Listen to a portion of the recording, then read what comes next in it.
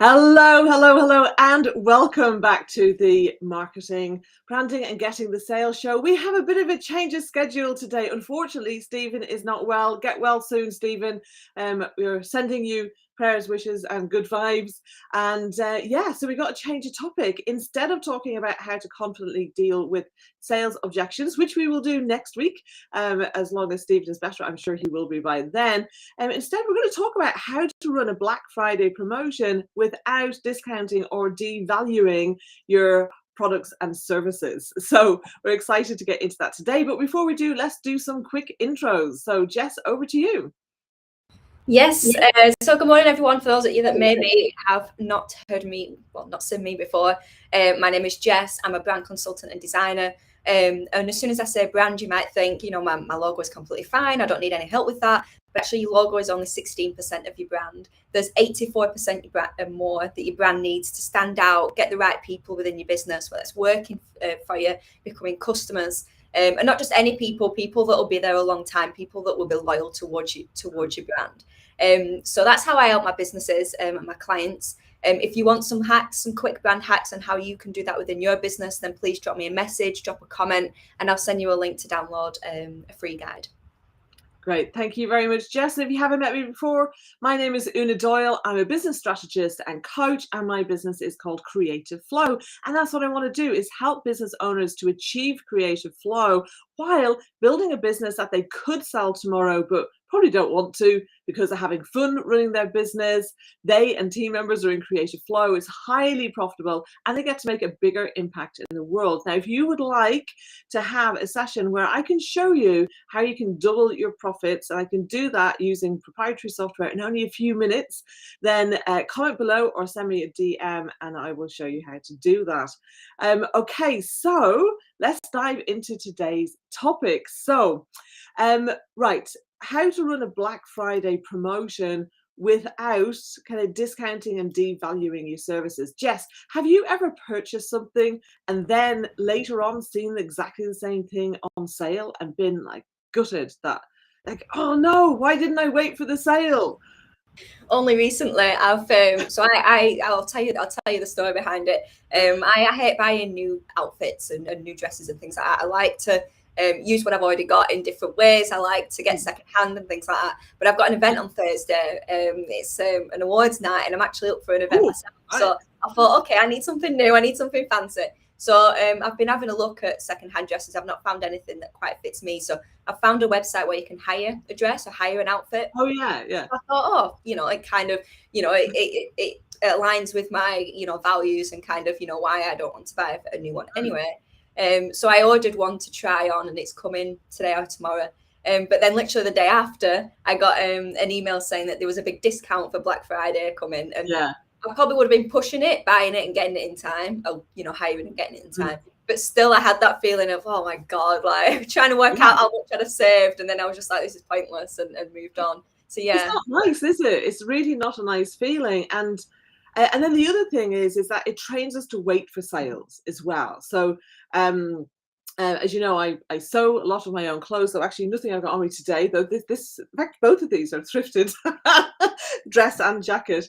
But the in like patterns can be really expensive, right? So like in the US, there's a chain store called Joann's that sells fabric and patterns and all the trimmings and things, and they have sales where they will sell patterns for like $1.99 each. Well, typically a pattern is usually kind of 15 to 25, even 30 pounds or dollars. I mean, they tend to be cheaper in America, but in the UK, especially printed patterns, are really expensive.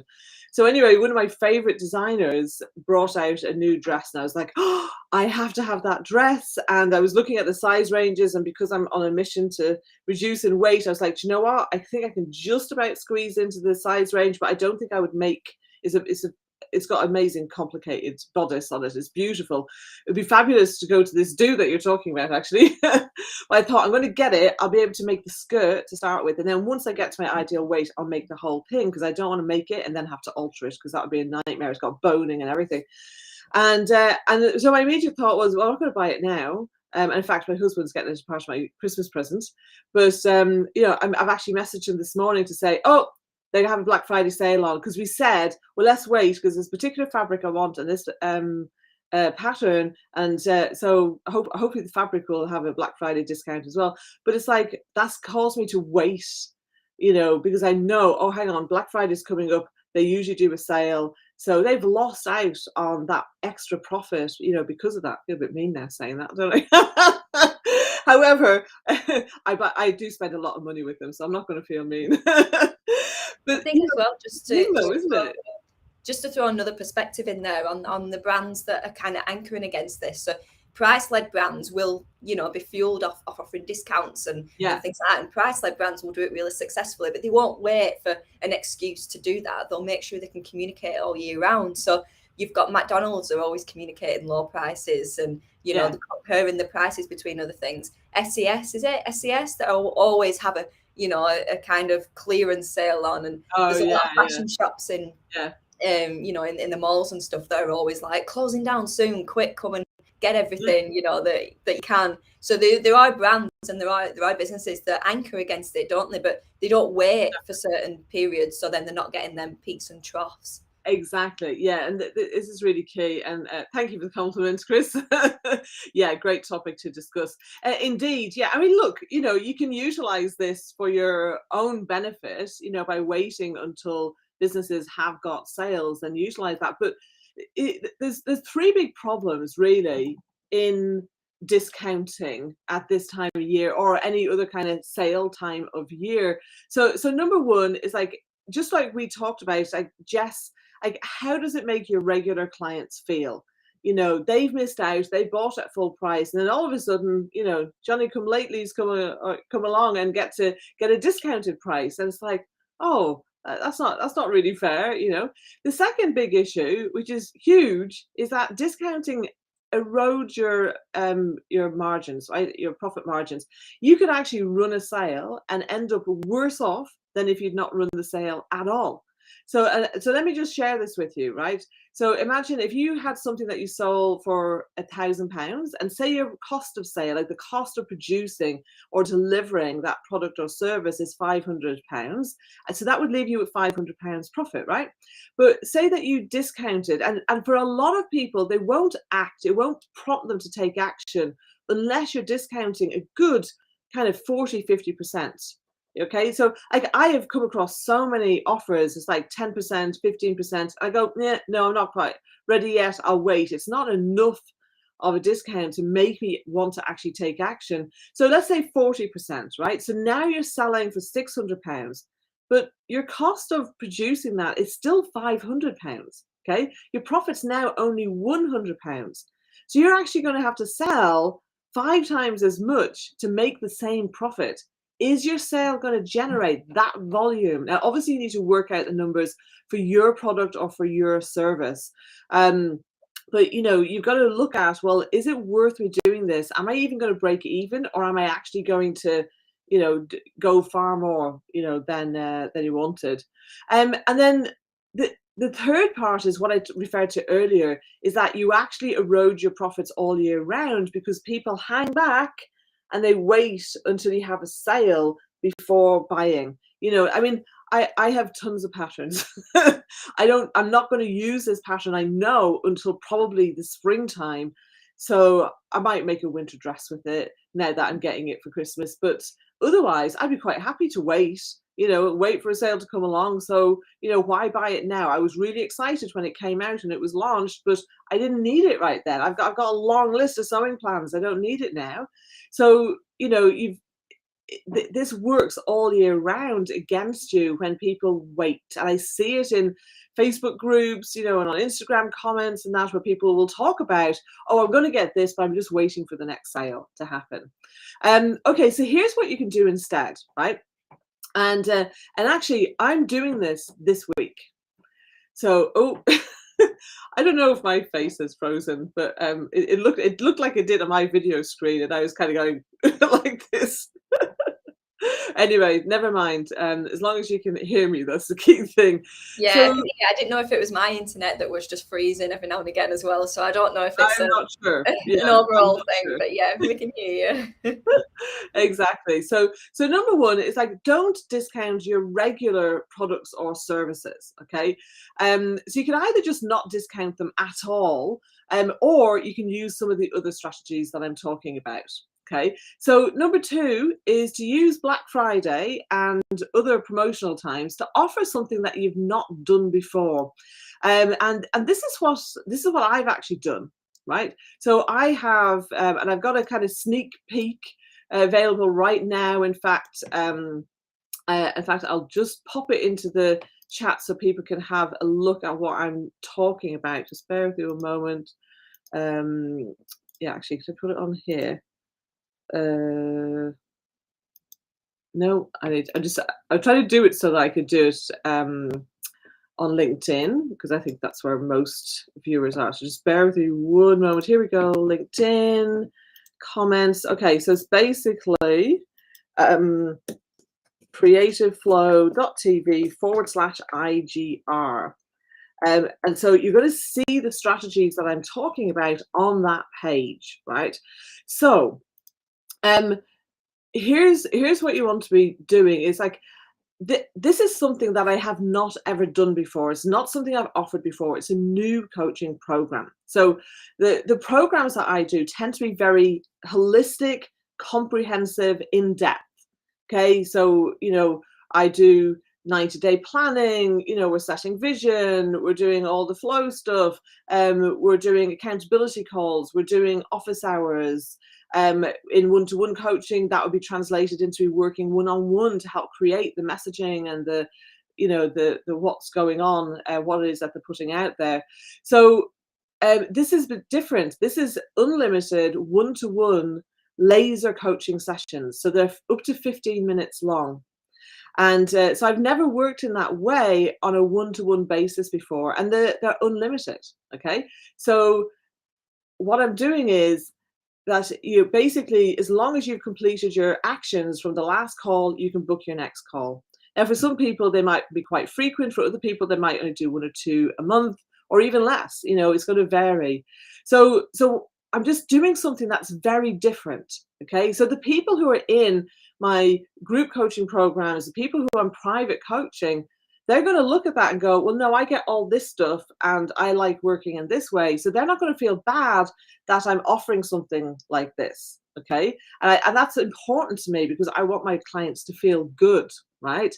So, so you've got to be able to do it in such a way that your clients can't kind of unpick your offer and compare it to your standard way of doing business. So sometimes people will bundle things together. But you want to do it in such a way that they can't go, well, that's that much, and that's that much, that's that much, and I'm paying this. Do you know what I mean? So that, bundles can be good, but bring something in that they don't know the actual cost of, so that it's making it so that they can't tell what the individual components would be necessarily. So just have something different is what I'm saying. So number 3 is that you can, like I'm doing, I am testing out this way of working. Now, the interesting thing is in my group coaching, I'm doing laser coaching in a group setting. So each individual person gets laser coaching in every group session. I've been doing this for years. I've just never done it on a one-to-one basis like this. And I want to see, how do I enjoy it? So I tend to balance my group coaching and my one-to-one coaching. If I only did one-to-one coaching, I actually kind of plateau.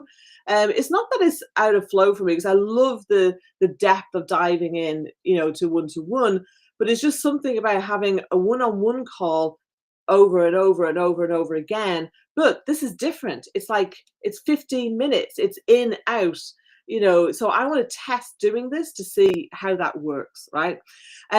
So you can do that. So you can test out ways of working you might not have done before. You could test out if you're a product-based business, you could test out different products that you've never sold before, whether they're ones that you produce or whether they're ones that you buy in that complement your existing offering. So that's the first 3 points. I have another 3, But before I go any further, Jess, what's your thoughts on what I've been sharing here so far? Yeah, I think well, what will come into mind was Sky over they're really good at the minute now with it, but not just like on Black Friday and special offers, but over the years they'd give new customers, like banks do this as well, don't they? Over the years they'd give new customers all these incentives and not really look after the loyal customers. So over time it became kind of a thing where people would cancel and then come up again as a new customer, and kind of you won't have that loyalty because people will be jumping up and down. Change that model at the minute now, but that's coming to mind. You know, when you're offering these new things to these new people, you've got to make sure your loyal customers are happy as well. So whether you have another incentive for your loyal customers or something like that to kind of bring them up and make them feel special, or a sneak preview to something. But yeah, looking at how can you look after both and what can you do for both. So yeah. Definitely. Yeah, I've like there's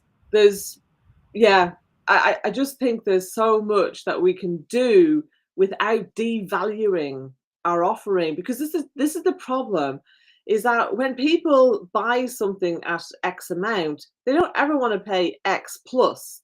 And in that's anchored in their minds as how much that is worth now, because you've discounted it, you basically devalued it. And this is a conversation I often have with business owners around their pricing, where, you know, if they get into a negotiation with a client, you know, it's like, I never offer discounts. You know, if somebody can't afford what I do, that's okay. Maybe there's a lower priced offer that they could get instead. It might not have everything they want, but it will help them to a certain extent to get to the point where they then can afford it, or they can choose to work with somebody else. You know, they've got to do whatever is best for them. But the moment, like if I started negotiating and discounting what I do, then people are left going, well, why was she charging that higher price in the first place? It wasn't worth it. You know, that she's prepared, or maybe she's desperate because she's going to do it for this, you know. And I think where, you know, I think it's important to make sure that you are really valuing your own offers, you know, to make this work really for you. Okay, so number 4 is to try out different pricing models. Now, if you scroll down to the, in fact, you know what I'm going to do? I am going to share the page. Let me just, because I want to show how this works. Let me, nope, hang on a second. Nope. Sorry, that wasn't what I meant to do. I was trying to copy the link, but it won't let me. Let me just type this out again. Okay, so what I'm doing is I'm doing a model that, like, I'm only offering 5 places for this program because, as I said, it's a test, and also I'm conscious of my availability. I want to make sure that people can book in when they want to. Yeah, I'm just scrolling down to where we have the pricing model. And so I'm doing something a bit different here. So number 1, I am having it only available. So basically the cart, you can't buy it right now, by the way. You have to wait. You have to wait until Wednesday at 3 o'clock, which is when I'm opening it up. And you'll understand why I'm doing that when you see this, actually. Okay, right. So let me just share here now.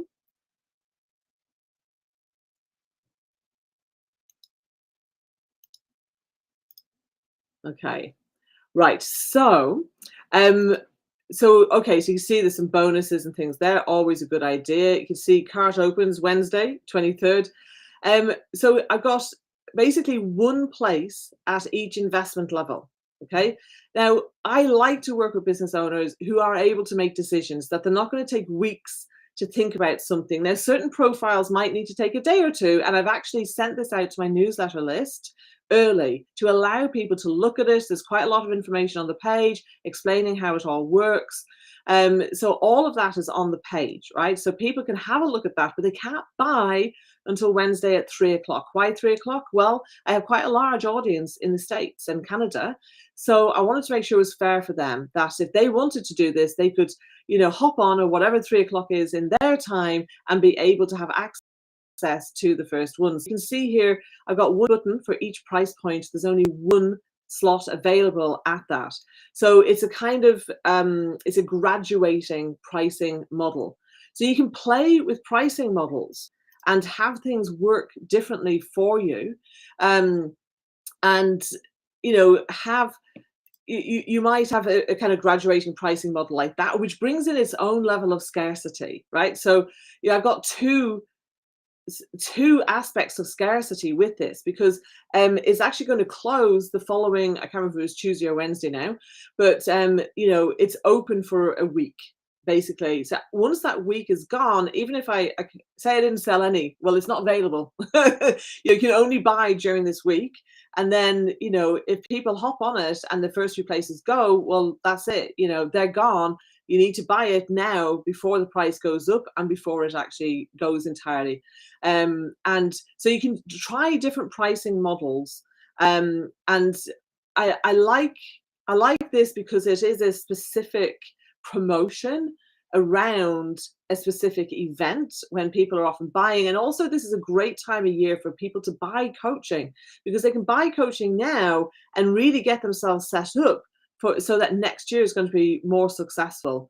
So you want to have lots of reasons, not just the kind of, buy now or you lose out, but trying to have multiple reasons why people ought to buy, apart from it's a promotion, that it's not a discount of something that isn't there. This is something new. So, if I did offer more places in this, like I'll be doing the same thing again, or just picking a higher price point and offering it at that. Do you know what I mean? It's like, this is never going to be, oh, it's this, and then you get a discount from it.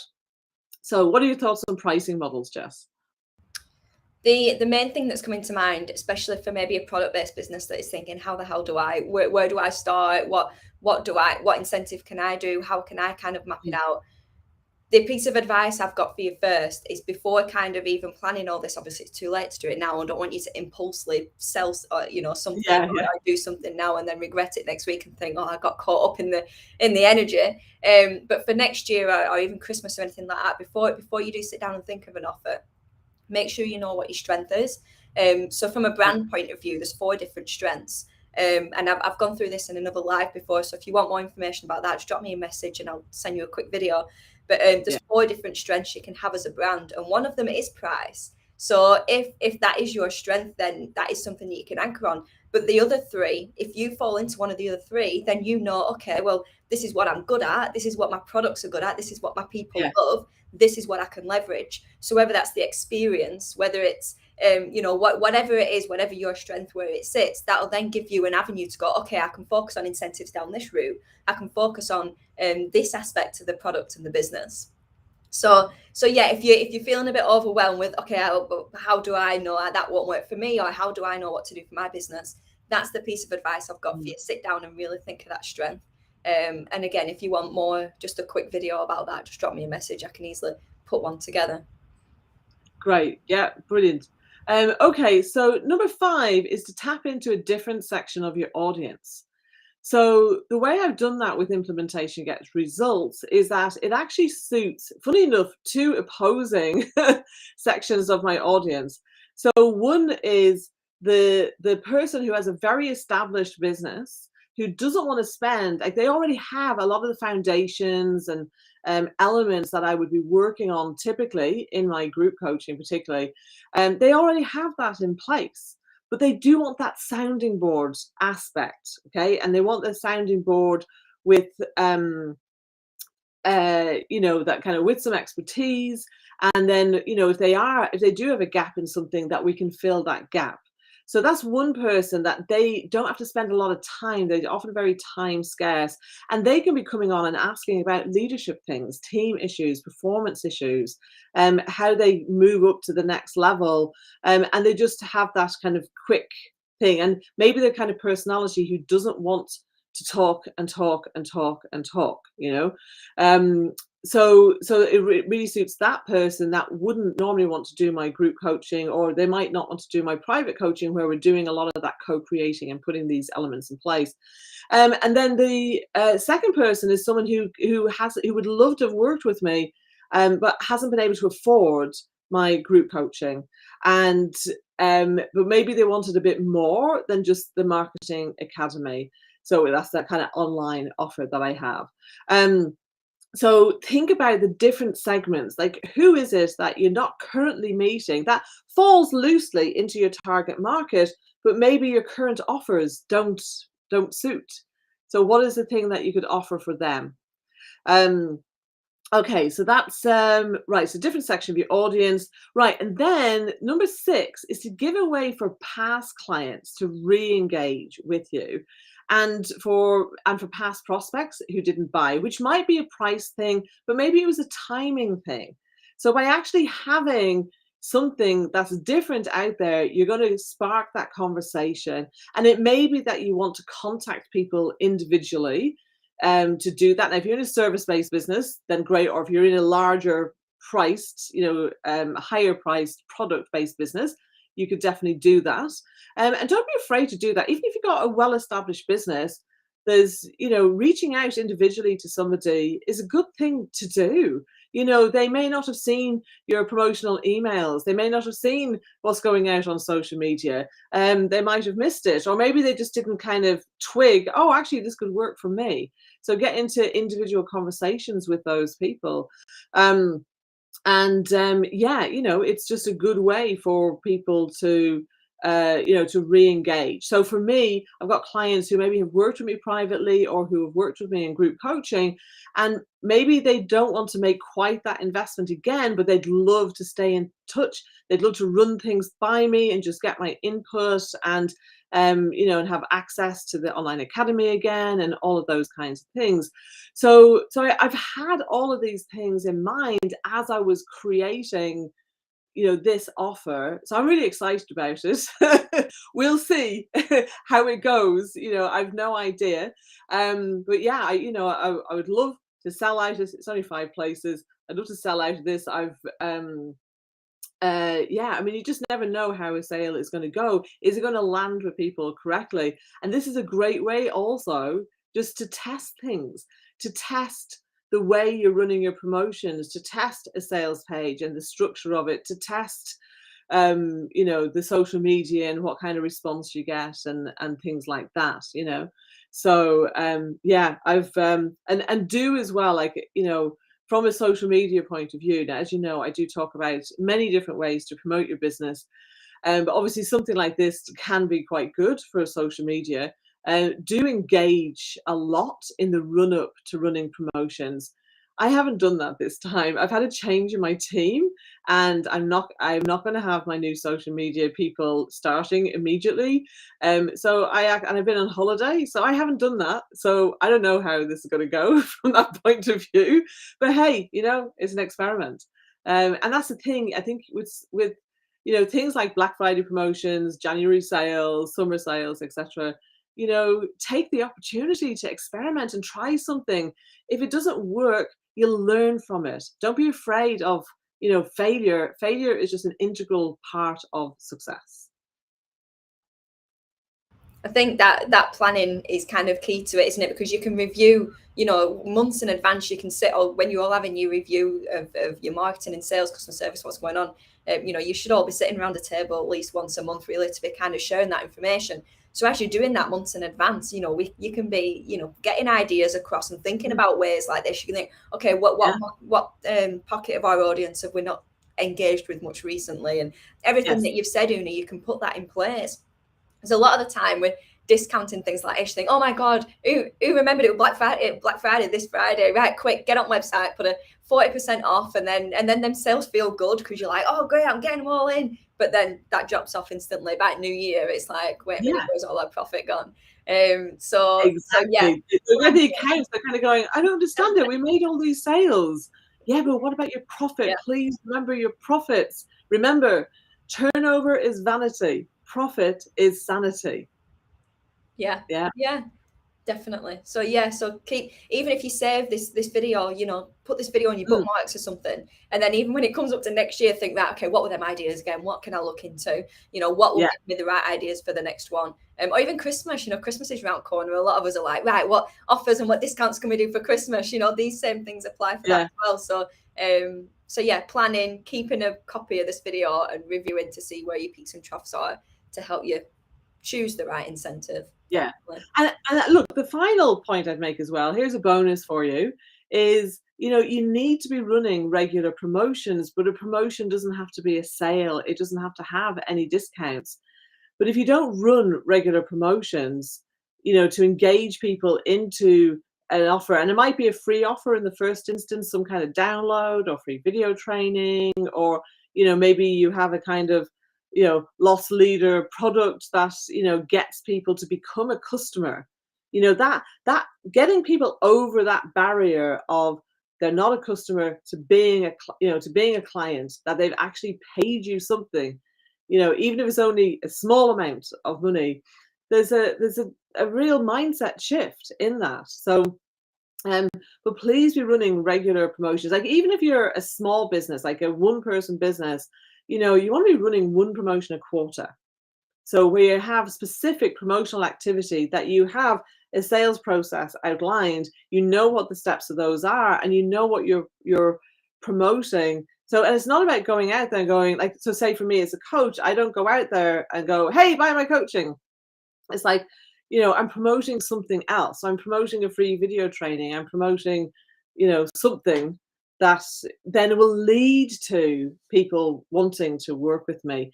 You know, and we've got to remember that, you know, 80% of sales happen between the 5th and the 12th point of contact. So you've got to be regularly communicating with people to make that work. Yeah. So, Jess, any final thoughts? Like, what's been most significant in our conversation here today for you? I think it's been interesting to see how you can expand your network and expand your audience, and look at it from that point of view, not looking at it from what can you fuel into what you're existingly doing, but how can you use this opportunity to expand, whether you're expanding a product, whether you're expanding your audience, whatever you feel like you're expanding with your business, using these opportunities to think, okay, what little push can we make to just reach new people or reach existing people, or turn, you know, move. When you look at your funnel, a lot of the time, you know, especially in marketing or sales funnel, a lot of the time businesses will think, okay, they become loyal and then they're in like a little loyal ball and then that's it. They don't really get nurtured. But you want them loyal people to be bringing in new people. So I think HubSpot call it a wheel now. They don't call it a funnel, they call it a wheel. So even if it's expanding into that, you know, how can you utilize your existing loyal customers to bring new people in? So I think that's been the most significant thing that's jumped out to me on what experiment can you do? What thing can you do to like just push your boundaries a little bit and just get into the new people that you wouldn't have done ordinarily? Exactly. So we'd love to hear from you. You know, feel free to message us, comment below what was most significant for you in what you've heard here today. We would love to know. And of course, if you have any questions, pop them in the comments and we will be happy to come back and answer those for you. Okay, we're going to wrap it up for today. Remember, next week, we are going to go back to how to confidently deal with sales objections. So we'll be here same time next week. So bye for now.